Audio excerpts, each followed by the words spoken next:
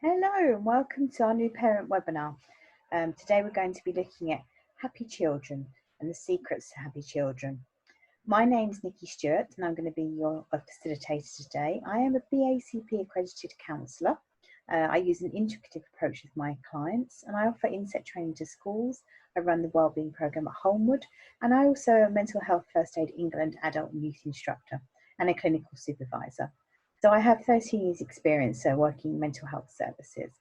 So I'm really glad to be here today to share this webinar with you. And this is our third one now in our parent webinar selection. So any subjects you think you'd like to bring forward, then please let me know. I'm really happy to cover anything new that you'd like to share within our webinars on a Wednesday. So today we're going to be looking at what is positive psychology.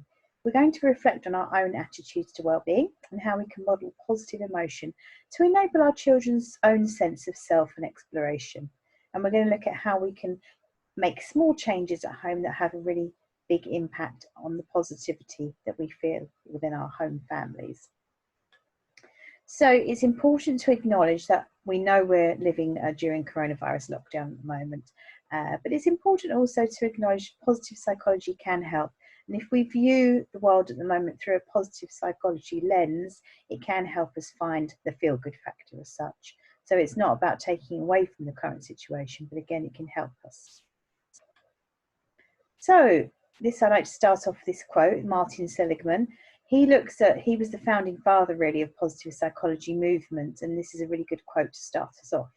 So for the last half century, psychology has been consumed with a single topic only, mental illness, and has done fairly well with it. But people want more than just to correct their weaknesses. They want lives imbued with meaning. So the time has finally arrived for a science that seeks to understand positive emotion, build strength and virtue, and provide guideposts for finding what Aristotle called the good life. So this is what positive psychology is all about. So we look here at traditional psychology that looked really at how people experienced suffering, how they were languishing, and then maybe moving into a coping strategy and performing. Positive psychology takes that further and enables people to flourish. And this is what Seligman wanted to create in authentic happiness. And we're going to look at that a little bit more. So you may hear your children say sometimes, I can't do it. Positive psychology enables us to acknowledge the I can't do's and really help them move towards I can try, I can put good effort in until they move to that accomplishment of I can do it. So it's about acknowledging both sides, the positive and the negative emotions that you see in your children. So let's start off by looking at the positive psychology 3 pillars. The movement itself is underpinned by these. So first pillar looks at positive emotion, and that's leading what we call a pleasurable life, how we experience joy, contentment, love and gratification. And then it looks at the second pillar of positive traits. So how we can lead an engaged life, and that follows really strengths, our virtues, our abilities and our senses of connection. And then the last pillar looks at positive institutions. So how do we find purpose and meaning within our lives? And that can be the part of a family, living in a democracy, having a sense of free speech, being involved in work and having meaning at work, or being part of a religion where you feel that you're given purpose and meaning. So people find that in different areas. So Seligman looked at his authentic happiness and he decided that he was going to develop that further, and he's developed a well-being theory. So first of all, he said the goal of positive psychology in authentic happiness theory is to increase the amount of happiness in your own life and on the planet. So then he went on to develop this further. So 2011, he made well-being theory. And the goal of positive psychology and wellbeing theory is to increase the amount of flourishing in your own life and on the planet. And this new theory of wellbeing can be translated in what he calls PERMA. So it's the positive emotions, the engagement, how we have positive relationships, and the meaning we find in life. And then the A, the new addition, is how we can find accomplishment. So it's not about just increasing our happiness, but it's how we're going to flourish. And if anyone's interested in this further, I really recommend Dr. Seligman's book, and it's Flourishing, A Vision, New Understanding of Happiness and Wellbeing. So as you may well know, and you may have seen this in the Collins building, we follow the 5 ways to wellbeing at Holmwood House School. And that is based on a piece of research that looked at how we can give our time, attention, how we can take notice of our environment, our surroundings, how we can connect with one another, and how we can keep learning and also be active. And research really points to, if we follow these 5 ways to wellbeing, we can have good mental health and physical well-being as well. So Dr. Seligman's wellbeing theory looks at how we flourish, and that's through engagement. So it's about how we think and feel when we're fully engaged and what the flow is there. It's about relationships and having authentic, meaningful and life-enhancing connections there, and we call that the related life. And the life with meaning is finding purpose and having motivations and feeling that sense of belonging and fulfillment. And then we move into the A for achievement. So we lead the accomplished life, and that has inspired actions. We can have good success and mastery, and that's mastery of our own emotions. And then we can have positive emotions, so the pleasant life where we feel good, we have happiness, we've got good resilience, we're satisfied, there's rapture, warmth, comfort and self-esteem in our life. And then the goal really is to increase our sense of flourishing. So how do we foster positive emotions in our young children? So there's parenting principles Seligman talked about here, and the first one is really that positive emotion really helps broaden and build their intellect, social and physical resources. Also, number 2, validating positive emotions in your child can start an upward spiral of positive emotion. So by noticing happiness, noticing those positive emotions and reflecting that back, it almost creates further positive emotions, and that's what he called the upward spiral. And then we've got number 3, we take the positive emotions of your child just as seriously as the negative. So as parents, sometimes we do focus on the negative. We may notice negative behaviours. We may reinforce that through our attention. But what we can do is really notice those positive emotions. So when they are doing well, when they are focused and concentrating and showing kindness, we need to sort of spend time reflecting on that as well. So here's a nice graphic here. It looks at 12 ways that we can be a more positive parent. So we can show that supportive, nurturing environment. And we know that if children have got that secure, attached base, they can go on and be secure, attached adults themselves. And I think the job of parents really is to raise children that can go on to be self-sufficient and self-directing and functioning. So our job as parents is really to get them to that stage. And that's through supportive environments, being involved and taking notice of how they're exploring the world and what they see. And really fostering that sense of a healthy lifestyle, role modelling to them that that's really important to be active, as we looked at our 5 ways to wellbeing. And rewarding them, and not just rewarding them from accomplishments, but rewarding what you see as a quality and a trait, whether they show kindness, whether they're thoughtful, and giving them encouragement for that. And it's about praising effort, not attainment. So no matter how hard they try, that you notice the effort they put in there. And spend time listening. Last week we talked about having that unconditional positive regard and really using good, strong, active listening skills where you enable them to really talk about how they're feeling. And then once they are regulated, once we've used our regulation skills, we can help them explain. We can explain to them how that was and what happened in that situation. And giving them a sense of trust. So developing that self-direction. You can see here in the graphic, this young person's maybe doing the washing up and the adult standing beside them, trusting them there. And we can inspire them to want to learn more and to keep learning. And really keep them safe with good rules and boundaries, and have patience, because being a parent is all about patience.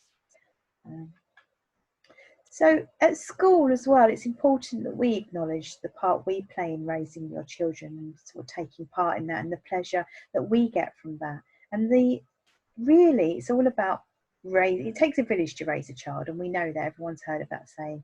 So positive parenting is about understanding the impact of the community and how we all play a part in raising your children and following your moral compass. So let's have a look here. We create a nurturing environment at school which children can thrive and develop. And we respect the children. We provide them with that unconditional positive regard and feelings, and really showing them the rights of others. And we like to listen to how they process and role model that effective communication for them. And showing good empathy and understanding and sharing the feelings of others. And we provide that supportive environment. And we like to promote and uphold the rights of children. So we advocate children, that's our role at school. And supporting children to achieve through encouragement. And really, it's our job, every adult in the world's job, to safeguard children. Is about keeping them safe without having any restrictions on their developmental opportunities. And we're very aware that role modelling is important, as well as keeping them involved, and with you as well as families. And I always say, we hold hands around the child, all of us, you as parents, us as school, and the environment and the community, extended family. We all help to raise children in our care. So here's some really nice reflections of how we can just change that language that we may use sometimes with children. So sometimes we may find ourselves praising, saying, "Hey, great job, you did that well." Okay, positive praise is important, but maybe it's more about reflecting and praising what you saw as the effort. So that took a lot of patience to do that. Sometimes if we've got siblings and the rivalry can be extended between them, instead of saying "I love you all equally," you could pick out a quality that's particular for that particular child. So your sense of humour brings joy to our family. You're valuing their uniqueness, their sense of individuality. And again, choices. Sometimes we give children choices. What do you want for a snack? And so it's about giving them boundaries as well. So you may have an apple or a cheese stick for a snack today. So 2 choices. You're giving them something they can choose either or, and it's not overwhelming. So instead of saying why, the why word can be quite directive. We might want to say why. Instead of saying why did you do that, we might want to say, I noticed you really wanted that blue truck. So it enables them to reflect on the fact that, yep, I did really want that. I'm not sure why I did that. So what were you thinking? We try not to say that, so we may get them to reflect on, so when did things go off track? It enables them to reflect back and process themselves what went wrong in maybe a transaction where they've ended up having something taken away, or they've had an argument. Again, the why word, why are you crying? Reflect back what you see. So I notice you're feeling really sad right now, and reflecting and validating that emotion helps them sort of foster a sense of that. So Action for Happiness, if you've heard of the organisation, they're fantastic. Mrs. Martin and myself are Action for Happiness trainers, and I'm going to talk a little bit more about that later, because we are running an Action for Happiness course at some point this term. So research shows us that being kind to others increases our own levels of happiness as well as their own. And what's more, it has that knock-on effect. So kindness is contagious, and we know that at school. I've seen it when we run our World Happiness Days, World Kindness. We see that our communities really sort of thrive on that, and we see how the children really feel validated when they're shown kindness and when they can demonstrate kindness. And kindness is one of our core values at Holmwood House School. So we really feel the value of showing that level of kindness. This is one I always use with children as well in the therapy room. Finding 3 good things daily, that's enabling them to sort of get in touch with things that have gone well. So sometimes as parents, when we pick the children up from school, we'll say to them, okay, how was your day? How did you feel today? And you might notice they pick up on things that went wrong, that they've had an argument, or they may have found that a piece of work didn't go well. It's really good to get them to focus on what went well with the day, what went right. So ask them, what are 3 good things that happened today? And research has proven really that if we focus on those 3 good things, it can have really positive effects and help us feel more grateful. We'll be happier, healthier, and more fulfilled. And it's proven that people that are more grateful, they can cope better with stress, and it can even have beneficial effects on our heart rates. So a physiological reaction to gratitude as well. So there's a lovely quote here, Anne Frank, in spite of everything, I still believe that people are really good at heart. So again, as parents, it can be easy for us to notice that bad behaviour or the negative traits that our children may be displaying at a time. And sometimes we overlook the positives. So when they're being quiet, getting on with things, behaving well, we just let them get on with it because it's quiet. But sometimes it's important to reflect what you see. So I noticed that you were really concentrating then. I noticed that you showed kindness to your brother or sister. Really sort of reflect the positives that you see.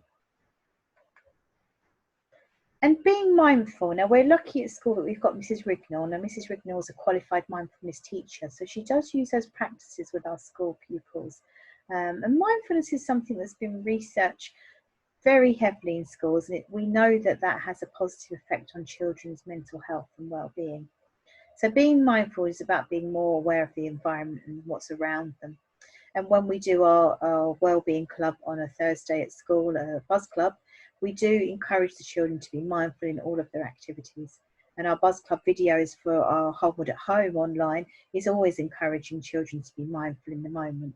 So even when they're outside in nature, it's about getting mindful and using your senses to really engage with what you're doing. And we can be mindful in any task, whether that's relaxing, whether we're just focusing on our breathing, whether we're mindfully looking sort of at the clouds, whether we're mindful in what we're doing in terms of our homework or cooking.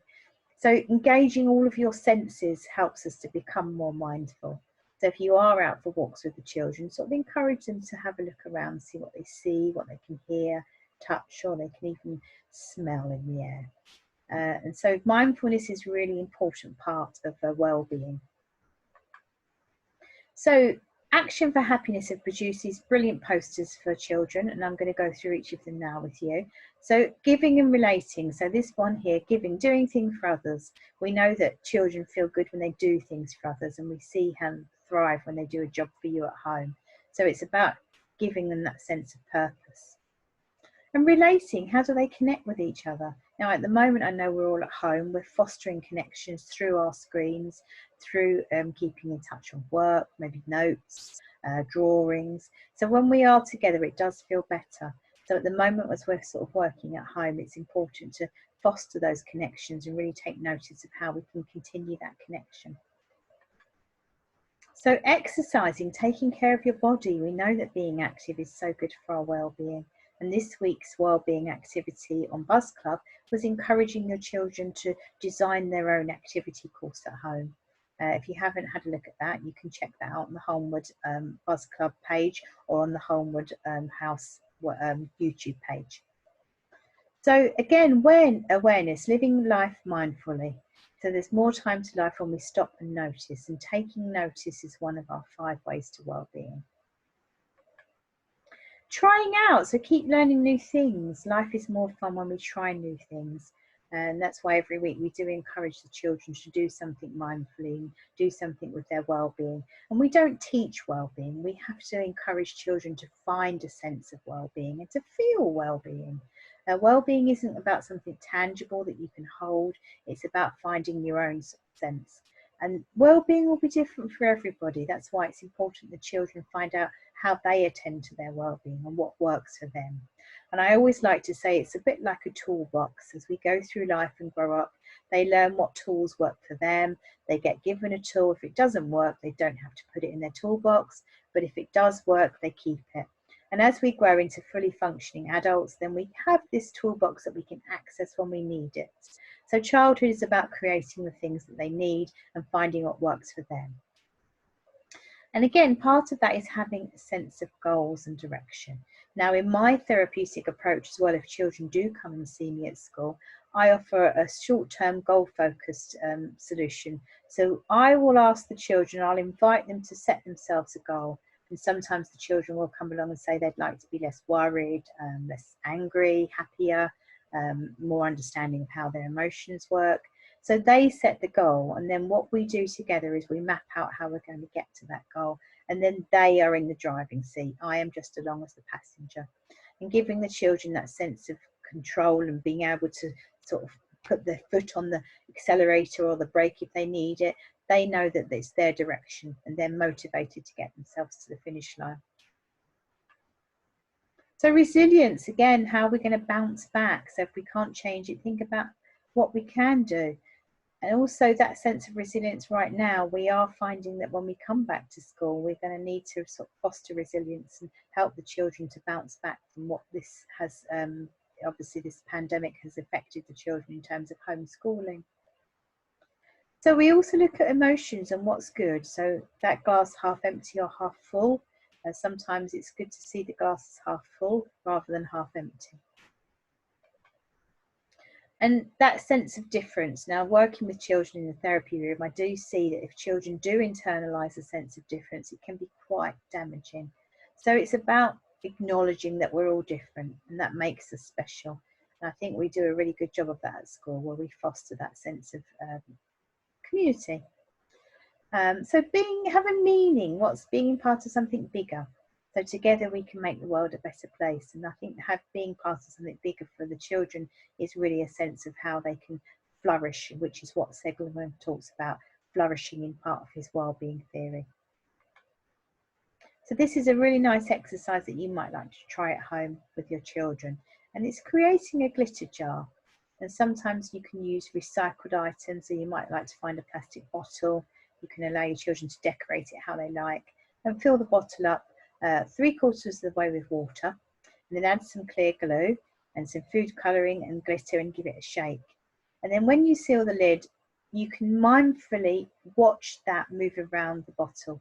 And that's a really nice exercise to do for children, to give them that sensory experience of mindfulness. So try that out at home. Now, parenting can sometimes feel like going up and down these stairs. You might find, okay, we're getting there, we're at the top, and then, oh, we're down at the bottom again. And that's the continual loop that is parenting. It's about finding your place on the stairs and finding out where you fit. And we can only be a good enough parent if we've got the right supports around us. So make sure that you've got enough support around you. How do you look after yourself? And you can't be a good enough parent unless you've got that support for yourselves and you have good well-being for yourselves. So have a look at this blob tree, as this blob stairs, and see where you see yourself right now as a parent. How are things going at home? At the moment, you're doing homework at home, you're managing, you may be working, you may have a lot of worries around family, health, finances. So it's really good to check in sometimes with yourselves and see how you're doing. Because if you're having a bad day, sometimes the children can pick up on that. So what do you need right now? Take a moment just to see how you're doing. Now, there's something I'd like to direct you to here. Action for Happiness are doing an online free coaching program at the moment, and it's called the 10 Days of Happiness. So have a look at this. I'll put the link to it at the end of the slideshow. It's a really good program. It just enables you to sort of get in touch with how to boost your own well-being and what you need right now as parents, because you can only be a good enough parent if you have a level of understanding of your own needs and how you access your own self-regulation and happiness. So this is the course I was talking about earlier. So Mrs. Martin and I are qualified Action for Happiness teachers. We can tutor with this. So we're going to set this up shortly. We're going to offer an 8-session program. It's a lovely program. You can have a look online. Once we've set it up, you'll be able to go and book it through the Action for Happiness website. The course is by donation, so they are a charity, Action for Happiness, and it's a chance to have a space to look and explore what matters for you. So it goes through 8 sessions and it looks at what matters in life, what makes us happy, how we can find peace of mind, how we should treat others, and what makes great relationships. And could we be happier at work? And can we build happier communities? And finally, the last session is how we can create a happier world. And the Action for Happiness mantra is about spreading that sense of happiness. And their patron is Dalai Lama. So have a look at the Action for Happiness website if you haven't seen it. There's a lot of good material on there, a lot of good resources for children. There's also a whole section on positive parenting where you can find out some more information on how you can foster positive parenting at home. So again, I'm going to bring the slideshow to an end now. Thank you so much for listening. And I always like to think about beginning each day with a grateful heart. So when you get up in the morning, even though we're living through these difficult times, try and find something that you're grateful for, because gratitude fosters happiness. And we know that is so great for our well-being. So wherever you are and whatever you're doing whilst you're watching, I'm just going to say stay safe. Thank you for tuning in, and I'll be back again next Wednesday with another dose of wellbeing. So goodbye from me, Nicky Stewart. Thank you so much for listening, and I look forward to seeing you again next week. And there's a copy of the references for you. So stay grateful, stay happy, and look forward to seeing you again next week.